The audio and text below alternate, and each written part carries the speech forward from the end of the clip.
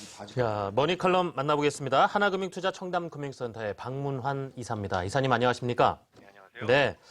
시장이 이제 브렉시트 우려 탁탁 털고 좀 벗어나려는 모습 보이고는 있는데 영국 이거 이후 아주 어수선합니다. 근데 영국 증시로 이렇게 튀어오르는 것 보면서 좀 갸우뚱하는 분들도 좀 있거든요. 유럽 시장 이야기 들어봤으면 합니다. 네, 오늘 새벽에는 영국을 제외하고 나머지 27개국의 정상들이 벨기에 브뤼셀에서 만나서 비공식 회담을 가졌습니다. 물론 의제는 브렉시트였고요. 도널드 투스크 EU 정상회의 상임의장이 회의 직후 가진 기자회견에서 회원국 지도자들은 영국이 단일시장 접근권을 얻으려면 이동의 자유를 포함해서 4가지 자유를 수용해야 된다는 점을 명확하게 했다라고 밝혔습니다. 그럼에도 불구하고 영국을 비롯해서 오늘 새벽 증시는 모두 일제히 급등했는데요. 특히 영국은 브렉시트를 발표하기 이전보다도 더 위로 상승했습니다. 어떤 에너지가 오늘 새벽 주가를 끌어올렸을까요? 영국이 다시 유로존으로 돌아오는 시나리오, 이른바 브리턴에 대한 희망이 힘을 얻고 있기 때문이었습니다. 현재 영국에서는 재투표를 요구하는 온라인 청원이 무려 400만 표를 넘어섰습니다. 그들은 EU 탈퇴라고 하는 매우 중대한 사안을 결정하는데 고작 52%의 찬성표로 결정해서는 안 된다라는 주장을 하고 있죠. 사안이 매우 중대한 만큼 나머지 절반을 그저 소수 의견으로 치부하고 무시해서는 안 된다는 겁니다. 대다수의 국민이 찬성하지 않는 한 국론 분열을 막을 수 없기 때문에 더 설득하고 재투표를 해서 투표율 70% 이상의 찬성표 60% 이상은 나와야 양측 모두 불만이 없을 것이다라고 주장하고 있는 것이죠. 매우 일리가 있는 주장입니다. 재미있는 것은 탈퇴를 찍었던 사람들이 홧김에 뭣도 모르고 찬성에 찍었다가 지금은 후회하고 있다라는 거죠. 전체 탈퇴표가 약 한 1,700만 표 정도 나왔지 않습니까?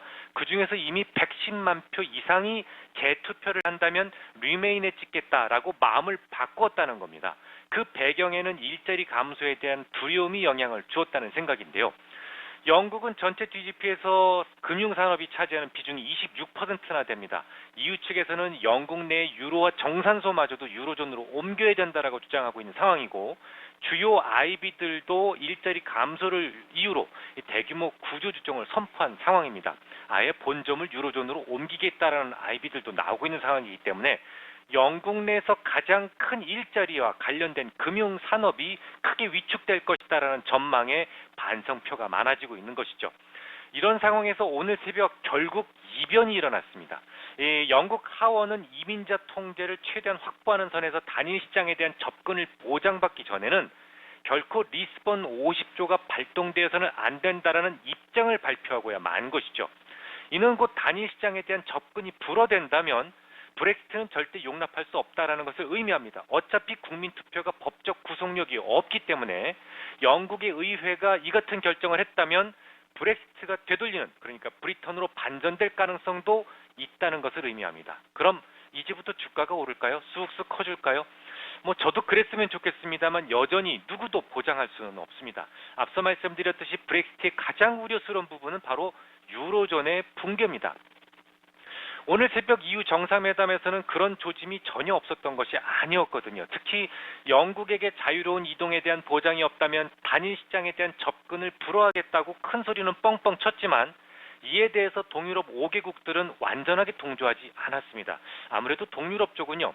시리아 난민이 유입이 아무래도 서유럽 쪽보단 많을 수밖에 없습니다. 이 생겐 조약으로 보장된 이동의 자유를 유지하려면 통제되지 않은 이민자 문제에 가장 노출도가 높은 동유럽이 문제가 될 수밖에 없습니다. 실제로 빅토르 오르반 헝가리 총리는 EU 정상회담 후 기자회견을 해서 이런 말을 합니다. 우리는 난민 사태와 관련해서 우리 스스로 정한 정책을 계속 유지할 것이고 EU는 난민 정책을 당장 수정해야 된다. 라고 말이죠. 이거 영국이 했던 말 아니겠습니까? 물론 영국처럼 헝가리의 EU 탈퇴를 묻는 국민투표는 하지 않겠다. 라고 강조는 했습니다. 하지만 이민자들이 몰려들고 있는 현 상황에서 절대로 EU의 기본 계획을 따를 수 없다라는 점은 분명히 했습니다. 이 터키를 거쳐서 헝가리까지만 들어가게 되면 유럽의 어느 지역도 자유롭게 넘나들 수 있기 때문에 수많은 이민자들이 실제로 헝가리를 타깃으로 하고 있다는 점을 감안할 때 그들의 불만은 당연한 일이 되겠습니다. 현재 브렉시트라고 하는 현실을 수습하기 위해서는 이민자 문제에 대해서 엄격한 기준을 유지할 수밖에 없는 EU와는 의견이 충돌할 수밖에 없다는 얘기죠. 이 문제에 대해서는 다시 9월 16일에 다시 만나서 논의하기로 했지만 일단 상처가 덮어진 것뿐이고 치료된 것은 아닙니다. 역시 쉽게 풀릴 문제는 아니라는 얘기죠. 전략은 여전히 같습니다. 레버리지 절반, 현금 절반. 마음은 편하시죠? 주가가 올라가도. 자, 그 상태에서 위기를 뚫고 강하게 치솟는 종목에 대해서 하루 2종목 이내로 매수해서 포트폴리오를 좀 더 건강하게 유지시키는데 만전을 기해 주십시오. 네, 기존 전략 유지해 주시면서 지금 유럽 시장의 움직임, 정치권의 움직임 좀 내용도 들려주셨습니다. 하나금융투자 청담금융센터의 박문환 이사였습니다. 감사합니다. 잘 들었습니다. 고맙습니다.